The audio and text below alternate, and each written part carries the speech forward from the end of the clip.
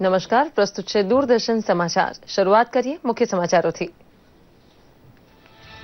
પ્રણવ મુખર્જીના રાષ્ટ્રપતિ તરીકેના કાર્યકાળનું ફોટો દસ્તાવેજીકરણ રજૂ કરતા પુસ્તકના વિમોચન સમયે ભાવુક બન્યા પ્રધાનમંત્રી. દિલ્હીમાં સત્તા સંભાળ્યા બાદ પિતરાતુલ્ય માર્ગદર્શન હંમેશા રાષ્ટ્રપતિ આપ્યું હોવાનું કહે છે મોદી સાહેબ. જીએસટી ખૂબ તકલીફદાયક હોવાથી ભ્રમણા વેપારી આલમમાં ફેલાવતા તત્વો સામે લાલ આંખ કરે છે મહેસૂલ સચિવ હસમુખ અઢિયા. નાના વેપારીની મૂંઝવણનો ઉકેલ સરળ ભાષામાં રજૂ કરવાના મહેનત કરે છે ખુદ મહેસૂલ સચિવ.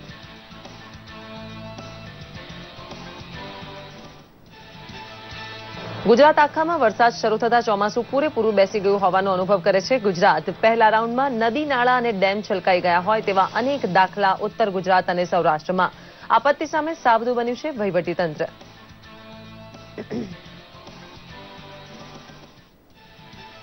પાટણ અને પાલનપુર પંથકમાં અનરાધાર વરસાદને પગલે ઘણા વર્ષ બાદ બે કાંઠે જોવા મળી સરસ્વતી નદી. સિદ્ધપુરમાં રાહત કેમ્પ ખોલી અપાયો. અનેકને આશરો. દિલ્હી તરફનો ટ્રેન વ્યવહાર ઉપર પાટામાં ધોવાણ થતા અસર પડી. અનેક ટ્રેન મુંબઈ તરફ પાછી વળાઈ. મોરબી નજીક ટંકારાની ધ્રોળ વચ્ચેની પટ્ટીમાં સાર્વત્રિક વરસાદને પગલે પાણીમાં ઘેરાયા અનેક ગામડા. બંગાવડી નજીક ડેમ દિવાસ ધોવાતા વધી જળસપાટી. લતીપર નજીક પીઠળ સહિતના ગામડાને અપાયું એલર્ટ.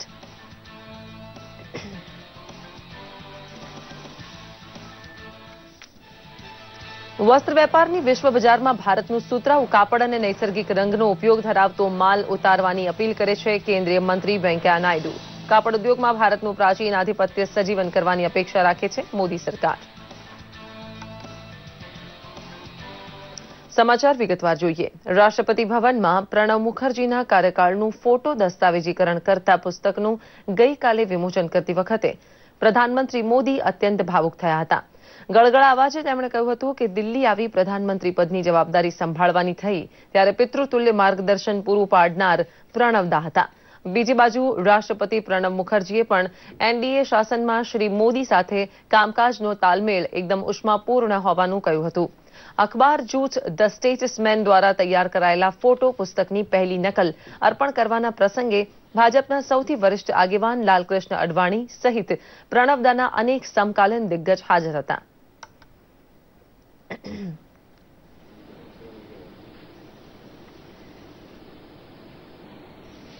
कोई पिता अपने संतान की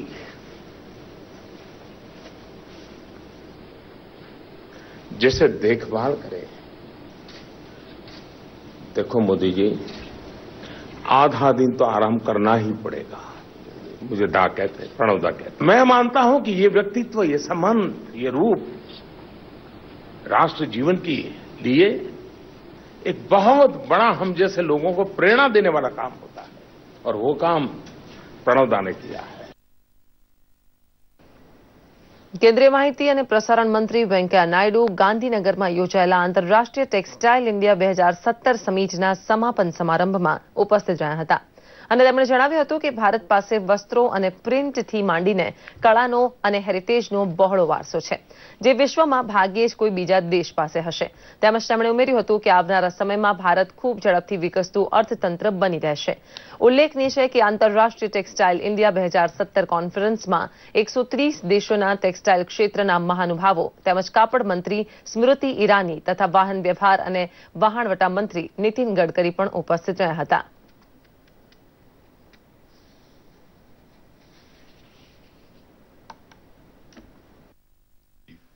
Showcasing Indian art, Indian culture, Indian heritage, Indian strength, Indian skills.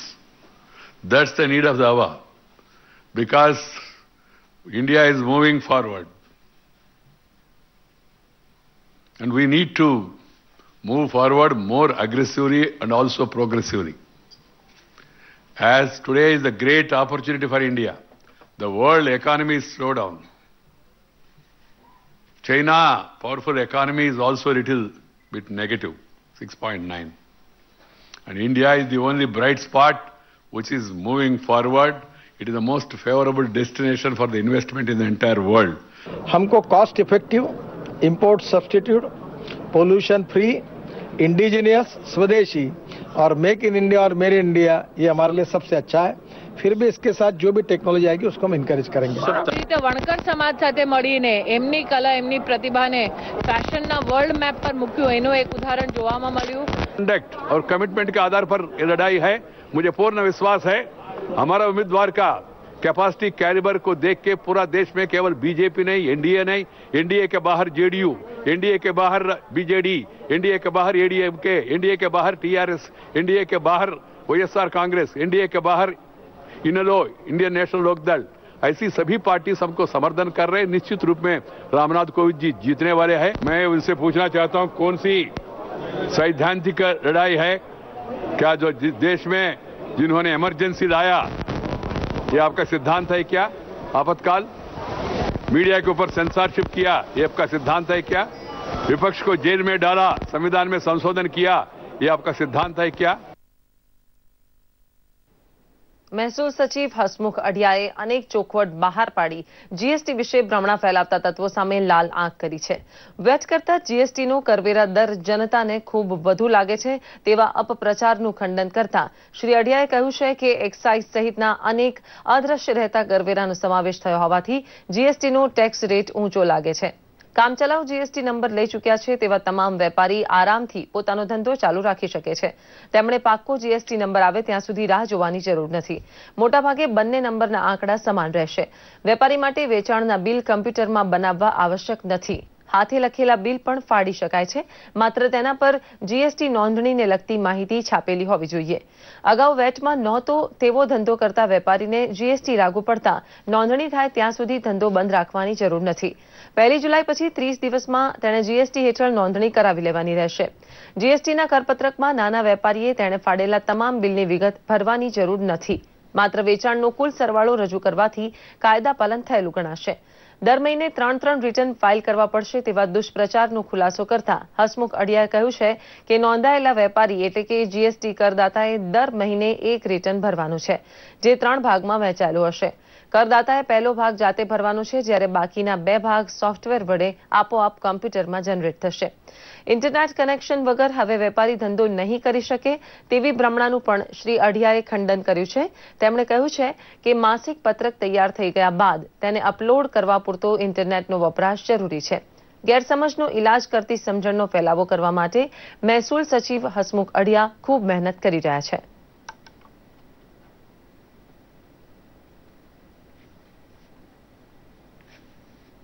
સુરતની મુલાકાત સમયે મુખ્યમંત્રી વિજય રૂપાણીએ ગઈકાલે ચલથાણના વીજમથકમાં રૂફટોપ સોલાર પાવર પ્લાન્ટનું ઉદ્ઘાટન કર્યું હતું। તેમજ સુરતની મહિલાઓ આત્મનિર્ભર બને અને મહિલાઓને સલામત સવારી મળી રહે તે માટે પિંક ઓટોનો પણ શુભારંભ કરાવ્યો હતો। સુરત શહેરમાં મહિલાઓ સુરક્ષિત રીતે સવારી કરી શકે તે માટે સુરત મહાનગરપાલિકાએ બેંક ઓફ બરોડાના સહયોગથી આ પિંક ઓટો થકી મહિલાઓ વડે અને મહિલાઓ માટે જ હોય તેવી સેવાની શરૂઆત કરતા મુખ્યમંત્રીએ તંત્રને શુભેચ્છા આપી હતી અને આ શરૂઆતને બિરદાવી હતી। જુદા જુદા રાજ્યોમાંથી આવી સુરતમાં સ્થાયી થયેલા લોકોને પિંક ઓટોનો ખ્યાલ પોતાના રાજ્યમાં લાગુ પાડવાનો વિચાર આવ્યો છે।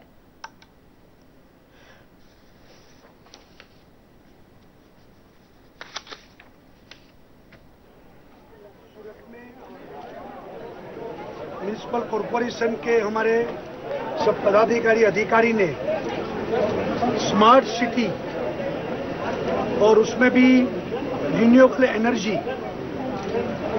जो सौर ऊर्जा और पवन ऊर्जा जो नया उन्होंने आयाम किया है उनका लोकार्पण हुआ है। और मैं धन्यवाद देता हूं कि रिन्यूएबल एनर्जी से अपने कॉरपोरेशन के पानी के पंप और उनके स्टेशन चलाने के लिए उन्होंने रिन्यूएबल एनर्जी का उपयोग किया है। इसके लिए मैं धन्यवाद देता हूं। महिलाओं को भी ऑटो रिक्शा देने वाले हैं, वो खुद चलाएंगी और उसमें से वो अपना एम्प्लॉयमेंट यानी कि रोजी रोटी कमाएगी। मैं उनको भी धन्यवाद देता हूं। ચોમાસાની સિઝન શરૂ થતા જ પાટણમાં પણ મેઘરાજા મહેરબાન થયા છે। પાટણ જિલ્લાના સિદ્ધપુરમાં એક જ રાતમાં 11 ઇંચ, સાંતલપુર અને રાધનપુરમાં 9 ઇંચ વરસાદ ખાબક્યો છે। સરસ્વતી નદીમાં 10,000 ક્યુસેક નવા નીર આવ્યા છે. વધારે પડતા વરસાદને કારણે અહીંના વિસ્તારોમાં પાણી ભરાતા તંત્ર દ્વારા ફૂડ પેકેટની વ્યવસ્થા કરાઈ હતી. 150 જેટલા પરિવારોનું સ્થળાંતર કરાયું હતું. જો કે હવે આ વિસ્તારમાં પણ ધીમે ધીમે પાણી ઓસરી રહ્યા છે. તંત્ર દ્વારા પણ યોગ્ય કામગીરી કરાઈ રહી છે. આ વિસ્તારોમાં રોગચાળો ન ફેલાય તે માટે પણ તંત્ર દ્વારા સતર્કતા દાખવવામાં આવી રહી છે અને ધીમે ધીમે અહીં પરિસ્થિતિ પૂર્વવત થઈ રહી છે.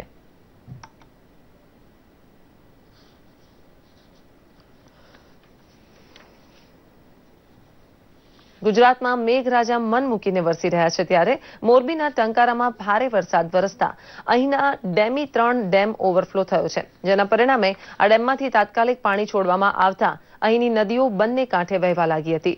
ભારે વરસાદ અને ડેમના ઓવરફ્લો થવાથી અહીં ગામના ઘરોમાં અને ખેતરોમાં પાણી ભરાઈ ગયા હતા, જેના કારણે જમીનનું પણ ધોવાણ થઈ ગયું છે. કપાસ અને મગફળીના પાકને પણ ભારે નુકસાન થયું છે. જો કે તાત્કાલિક તંત્ર દ્વારા કામગીરી શરૂ કરવામાં આવી હતી, પરંતુ શરૂઆતના વરસાદે જ જાણે કે અહીંના લોકોને મુશ્કેલીમાં મૂકી દીધા હતા. ગઈકાલે બંગાવડી જળાશય છલકાયા બાદ મચ્છુ 2 ડેમ આજે છલકાય તેવી શક્યતા હોવાથી તંત્ર સાબદું બન્યું છે. મહેસાણા જિલ્લાના બેચરાજી તાલુકાના કનોડા ગામે મહેશ અને નરેશ કનોડિયાના નામથી રાજ્ય સરકારે બાંધેલા પ્રાથમિક આરોગ્ય કેન્દ્રનું લોકાર્પણ કરાયું હતું. મહેશ નરેશ આરોગ્યધામ કનોડાનું લોકાર્પણ વિધાનસભાના અધ્યક્ષ રમણલાલ વોરા અને આરોગ્ય મંત્રી શંકરભાઈ ચૌધરીએ કર્યું હતું. કનોડા ગામ કનોડિયા બંધુઓના પગલે આજે વિશ્વ વિખ્યાત પામ્યું છે. આ પ્રસંગે રમણલાલ વોરાએ કનોડા ગામ દ્વારા માંગણી પામેલ વોટર વર્કર્સ અને રૂપેણ નદીમાં પુલનું કામ આગામી સમયમાં પણ કરાશે. નરેશ કનોડિયા અને મહેશ કનોડિયાએ જણાવ્યું હતું કે રાજ્ય સરકાર દ્વારા આજે આપેલ પુરસ્કાર તેમના જીવન માટે સૌથી મોટો પુરસ્કાર છે.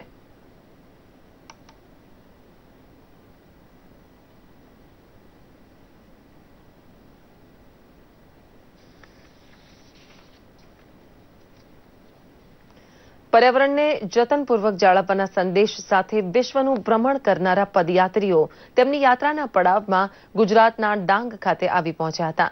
સમગ્ર વિશ્વમાં પર્યાવરણ સાથે અખંડ ભારત, બેટી બચાવો અને ભાઈચારાનો ઉમદા સંદેશો આપતા 16 યુવાનો તથા 4 યુવતીઓ ડાંગમાં આવ્યા ત્યારે જિલ્લાના મુખ્ય મથક આહવા ખાતે જિલ્લા વહીવટી તંત્ર દ્વારા તેમનું ઉષ્માભેર સ્વાગત કરવામાં આવ્યું હતું, તેમજ પદયાત્રીના હસ્તે વૃક્ષારોપણ કરાવવામાં આવ્યું હતું.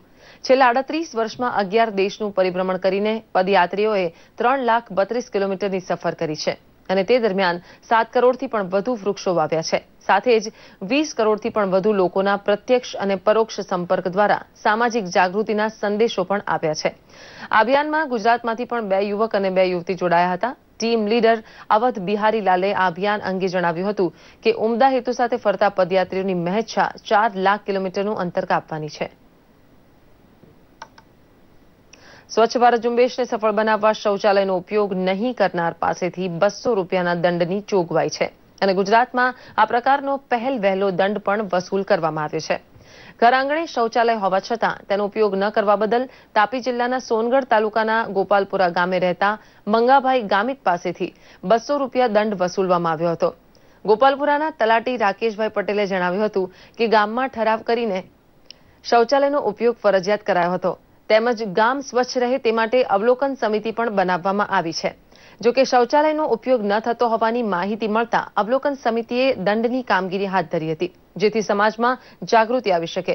તો ગામના સરપંચ જયસિંહભાઈ ગામિતે જણાવ્યું હતું કે સરકાર જરૂરિયાતમંદોને શૌચાલય બાંધવા માટે 12,000 રૂપિયા સુધીની સહાય પણ કરે છે.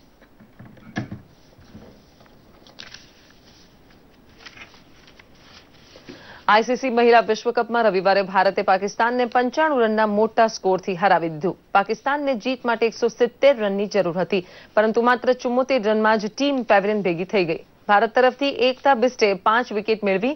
ભારતીય ટીમનો આગામી મુકાબલો હવે બુધવારે શ્રીલંકા સાથે થશે. ભારતીય ટીમે પાકિસ્તાન સામે પોતાનો જીતનો ક્રમ જાળવી રાખતા વન ડેમાં કુલ 10મી વખત અને વર્લ્ડ કપમાં 3જી વખત જીત મેળવી હતી. ભારત વેસ્ટ ઇન્ડિઝ વચ્ચે રમાયેલી વન ડે મેચની વાત કરીએ તો કેપ્ટન જેસલન હોલ્ડરની શાનદાર બોલિંગના આધારે વેસ્ટ ઇન્ડિઝે એક દિવસીય શ્રેણીના ચોથી મેચમાં ઉલટફેર કરતા ભારતને 11 રને હરાવી દીધું. હેલ્ડરે માત્ર 27 રન આપીને 5 વિકેટ મેળવી હતી અને ભારતીય બેટિંગનો શાનદાર સામનો કર્યો.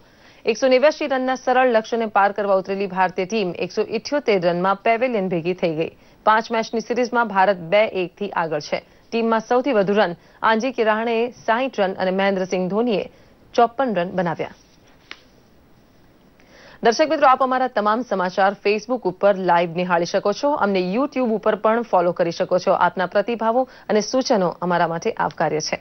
આ સાથે જ આ બુલેટિન અહીં સમાપ્ત કરીએ છીએ. નમસ્કાર.